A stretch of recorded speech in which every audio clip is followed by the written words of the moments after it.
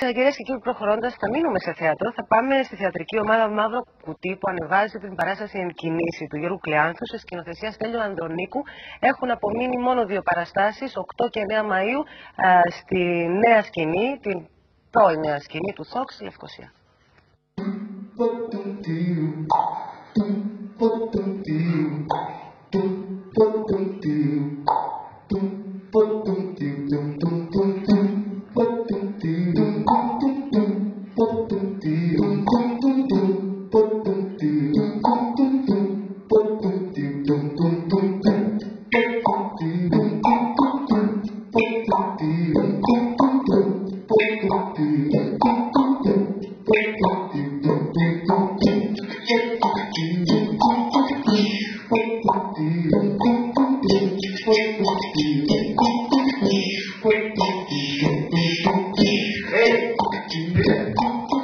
Χαλασμένα είναι.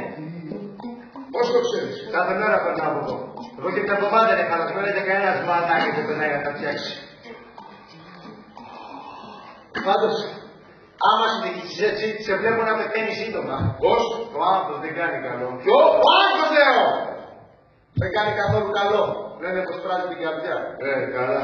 Μια μέρα, αφήνεις ένα δικό σου πηματάκι, σε βρίσκουν κάπως έτσι. Και αυτό πώς το ξέρεις? Το διάβασα. Πού? Σωστά στη ζωή. Ναι, το προτιμώ αυτό που ξέρεις. Δεν είσαι διαβασμένος άνθρωπος. Λυπάμαι όμως, δεν έχω καθόλου χρόνο για χάσιμο, πρέπει να περάσω απέναντι. 2 ξένοι μεταξύ τους γνωρίζονται σε μια διάβαση πεζών, σε μια μεγαλούπολη. Ο μεγάλος σε ηλικία προσπαθεί να φτάσει κάπου, συγκεκριμένα σε ένα γραφείο το γραφείο με την ευημερία της πόλης, και ο νεαρός χαρακτήρας του έργου προσφέρει να τον βοηθήσει. Ο οποίος είναι ντόπιος, ας πούμε, άλλος είναι ξένος στην πόλη. Και στη βόλτα τους, αν μπορούμε να την ονομάσουμε έτσι, βόλτα εισαγωγικά, γνωρίζονται. Βγαίνουν διάφορα στη χώρα, 2 διαμέτρου αντίθετοι κόσμοι που συγκρούονται και προκαλούν και προσκαλούν το θεατή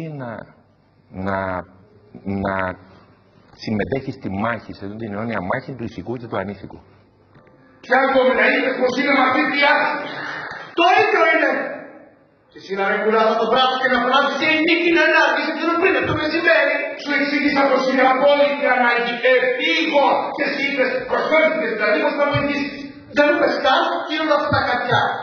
Πάντως δεν είναι κόντες. Ωραίος είσαι ρε. Πρώτα ζητάς βοήθεια και μετά γνέβεσαι.